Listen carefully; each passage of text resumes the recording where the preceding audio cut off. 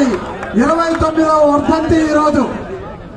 ఇంత పవిత్రమైనటువంటి కార్యక్రమం, వర్ధంతి కార్యక్రమాన్ని కూడా ఎంతో ఆనందంగా, ఉత్సాహంగా, ఉల్లాసంగా వాడవాడల్లో, గ్రామాల్లో ఈ రోజు జరుగుతున్నాయంటే నందమూరి తారక రామారావు గారు వ్యక్తి కాదు, ఆయన ఒక దేవుడు.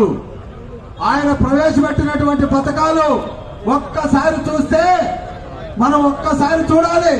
50 సంవత్సరాలు ఈ దేశాన్ని పాలించినటువంటి కాంగ్రెస్ ప్రభుత్వం పేదలకి అన్నం అంటే నూకలు, జొన్నలు, కొర్రలు ఇచ్చేవాళ్ళు.